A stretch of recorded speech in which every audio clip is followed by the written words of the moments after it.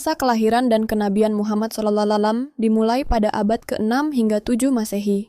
Peradaban Islam berakar pada ajaran Nabi Muhammad SAW yang lahir di Mekah, Arabia, sekitar tahun 570 Masehi. Sebelum Islam datang, masyarakat Arab dikenal dengan tradisi kesukuan, politisme, dan berbagai praktik sosial yang dianggap tidak adil. Nabi Muhammad menerima wahyu pertama dari Allah Subhanahu wa Ta'ala melalui malaikat Jibril pada tahun 610 Masehi di Gua Hira, dekat Mekah.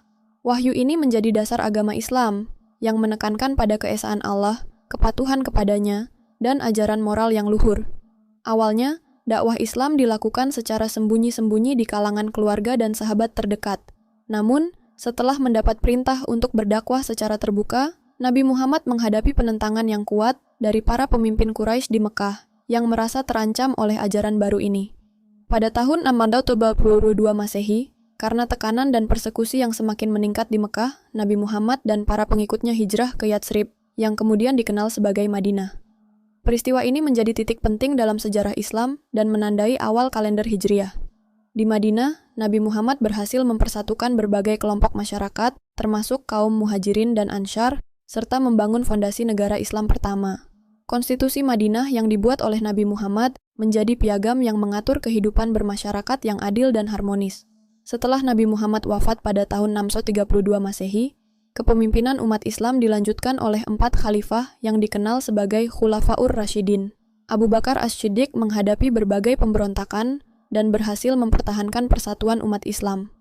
Umar bin Khattab melakukan ekspansi wilayah Islam secara besar-besaran ke Persia, Syam, dan Mesir. Utsman bin Affan melakukan standarisasi mushaf Al-Quran.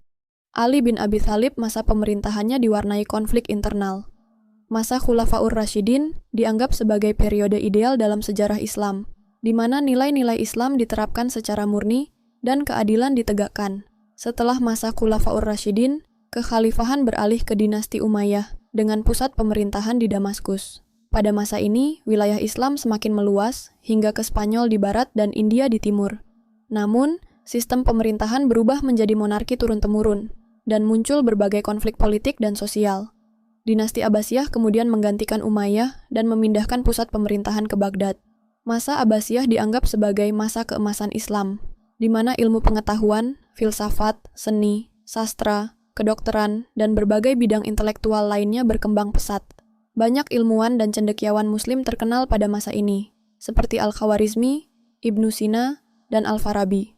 Baitul Hikmah di Baghdad menjadi pusat penerjemahan dan pengembangan ilmu pengetahuan. Setelah puncak kejayaan Abbasiyah, peradaban Islam mengalami periode kemunduran akibat berbagai faktor, termasuk perpecahan politik, invasi dari luar, dan stagnasi pemikiran. Meskipun demikian, peradaban Islam tetap memberikan kontribusi yang signifikan bagi dunia melalui berbagai kerajaan dan kesultanan Islam yang muncul di berbagai wilayah, seperti Kesultanan Utsmaniyah, Safawi, dan Mughal.